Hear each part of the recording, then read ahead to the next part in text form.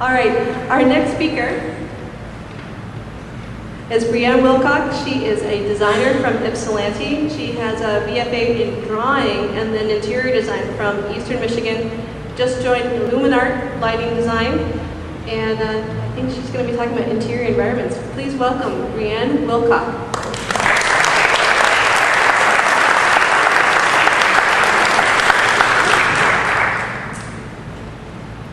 Glasses create glare.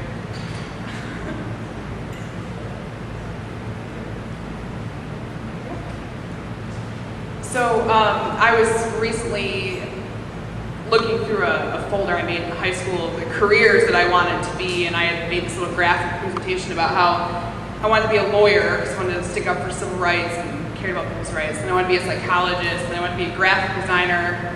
What else did I want to be? A number of things. What I realized recently is that designer might have been the way to get there. To stick up for people's rights, I guess, and take care of the psychological part of it. So what I chose to focus on today is the interaction between like our behavior and our spatial relationships, how we relate to space. And I was recently talking to my boss about what comes first, our behavior or the space. So the first project, there's 3 projects of mine worked on, is about creative behavior. It was a quilt shop. And the behaviors that people who are quilting would have. The floor plan is based on a quilt shop, or a quilt top, rather. So the navigation of the space is much like an actual quilt. And it's set up for people's behavior that would be occupying that space. These are creative people, they're used to spending time, they're used to meandering through something. And so even the ceiling and the lighting selections are based on a visual language that people who quilt understand. They're assembling things.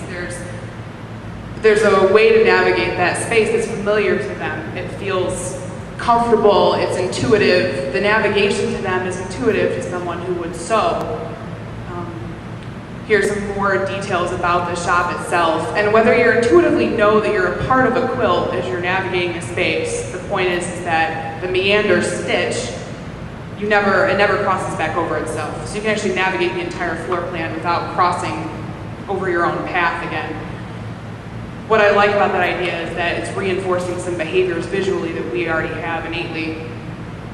The next building is a youth home where there were 6 residents per floor, and so the aesthetic choices like the quilt shop are based on the fact that there are 6 people. It's based on a hexagon. Every aesthetic choice has a part in our behavior. The lighting is the same way. They're encouraged to interact with everything in the space. It's because those behaviors are innate to youth. So everything that's aesthetic in that space is based on the behavior we want to reinforce. It's behavior that they already have, they're comfortable with. So why would we impose a space that prohibits them from doing something that's natural to them? Which is why the intuitive spatial relationships, navigating for them through the space, it's faceted. There's a lot of dimension to it, because to a youth that's stimulating.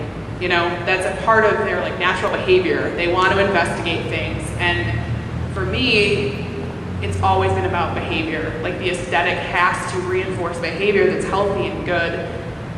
And so the space sort of envelops them. These are youth who are at risk, who are living in this space. And so the space behaves much like we expect the people in that space to behave. It's comforting, it envelops things. There aren't a lot of hard, rigid structures.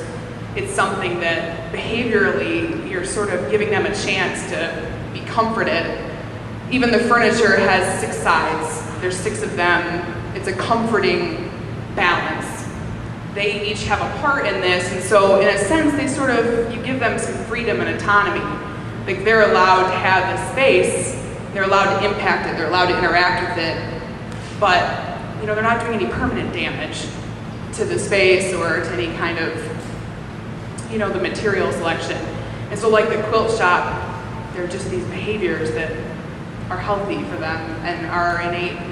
The last one is healthcare, which is a little bit more difficult. And I saw this chair, and I was working on a hospital project at the time, and I thought, I could design a hospital around that chair. And the reason I say that is because it shifts throughout the day.